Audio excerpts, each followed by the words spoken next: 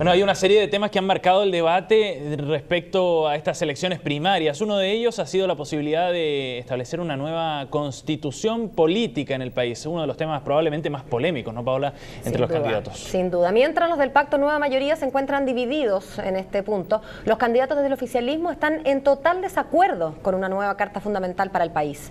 Y queremos conversar precisamente sobre este tema y sus alcances con el profesor de Derecho Constitucional de la Universidad de Chile, Enrique Navarro. Buen día, profesor. Buenos días. Buenos días, gracias por venir a CNN Chile.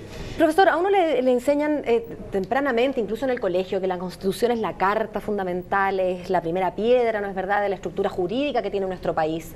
Y entonces, la primera pregunta es si es que existe la posibilidad de, obviamente no existe en lo formal, pero ¿qué le parece a usted la posibilidad de cambiar la carta fundamental de una manera que no está consagrada en la propia carta, en este caso en el artículo 14? En el capítulo 14. Efectivamente, en el capítulo 14 la Constitución se establece el mecanismo de reforma a la Constitución, que supone un acuerdo entre el presidente y el Congreso Nacional y determinar un quórum, 2/3 o 3/5 según la materia.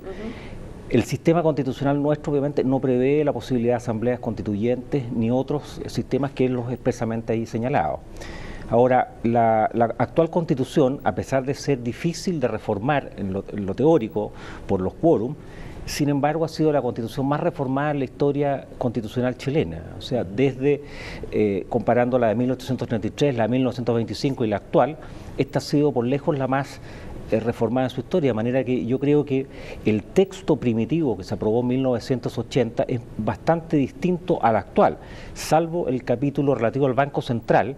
Se han efectuado cerca de 300 reformas, de manera que podríamos decir que esa vieja Constitución es bastante más nueva hoy día en relación particularmente a las reformas del 2005. ¿Y es posible entonces, mediante cambios, mediante reformas que sí están contempladas dentro del articulado de la propia Constitución, que uno le cambie por completo la textura, el color, el sabor a la Constitución, o siempre queda en lo fundamental, o es más bien que en la historia, en la manera en que fue concebida a través de la Comisión Ortúzar y del gobierno militar, tiene este sello que en algunos es un sello que no gusta que se considere legítimo? Pero la pregunta es, en el fondo, ¿podemos cambiarla por completo?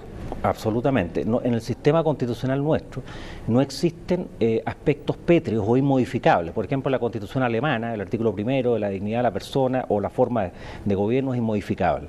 En el sistema nuestro puede modificarse la totalidad de las disposiciones.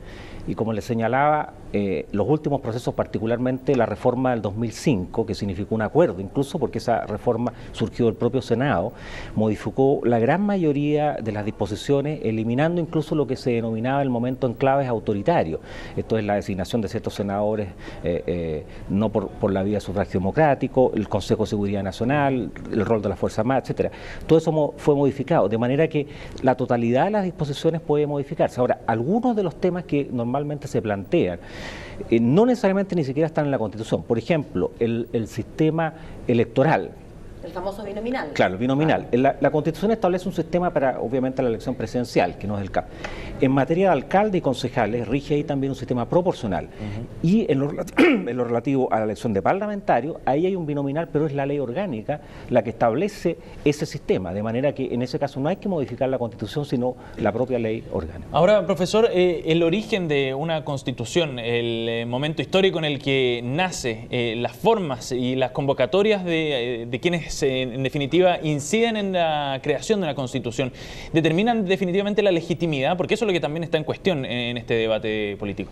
Sí, bueno, efectivamente, si ustedes piensan, todas las constituciones, las tres últimas, mencionemos en los últimos 180 años, han surgido de una manera no prevista en el texto anterior. O sea, la Constitución del 33 fue fruto del gobierno de Prieto, digamos, Portal, en fin, no se modificó en la forma que establecía la anterior. La del 25 también, es una nueva Constitución que surge después de movimientos militares, el 24 y el 25, y el presidente Alessandri establece un nuevo texto, lo plebiscita. Lo mismo ocurre en la Constitución del 80, obviamente no se modificó la forma que establecía el texto primitivo. Entonces, primero hay una norma que obviamente tendrá mayor o menor legitimidad en la medida, por ejemplo, que es plebiscitada o que es adherida por las personas, supongamos, una primera vía, pero por supuesto se tiene que ir legitimando con el paso del tiempo. Y en ese sentido uno podría decir que particularmente con las últimas reformas, las del 2005, en las que el propio expresidente Lagos señaló que allí había ya por fin un texto que no dividiera a los chilenos y que fuera fruto realmente de una expresión democrática, República, que incluso se le fijó un texto refundido, suscrito y firmado por el expresidente Lagos, establece por lo menos ese mecanismo y se supone que después de 22 años, 23 años, además la aplicación diaria en los tribunales de justicia, eso va generando una adhesión y una mayor legitimidad. Obviamente el texto tiene que tener legitimidad en su origen y también durante su ejecución. ¿Y por qué se insisten tanto en el punto entonces? Bueno, yo creo que hay, algunos consideran que derechamente tiene que establecerse un nuevo texto por una cuestión más bien de carácter filosófico, o sea, la circunstancia que este texto en sus orígenes sea en un gobierno de facto, digamos, no democrático, eso es suficiente para establecer un nuevo texto. Ahora, normalmente en todos los sistemas modernos las asambleas constituyentes han surgido en periodos de crisis. Por ejemplo, en la Constitución alemana, obviamente la Constitución alemana después de la Segunda Guerra se establece un nuevo texto, o en las constituciones primitivas, la Constitución norteamericana. En Sudamérica sí hay que hacer presente que en los últimos años han surgido nuevos textos, como el caso de Ecuador, Bolivia, Venezuela, sobre la base de asambleas constituyentes y no necesariamente, por supuesto, en periodos de completa crisis. Pero en esta materia, por lo menos la tradición chilena ha sido, normalmente el texto ha surgido, un nuevo texto ha surgido fruto de una crisis política sustancial.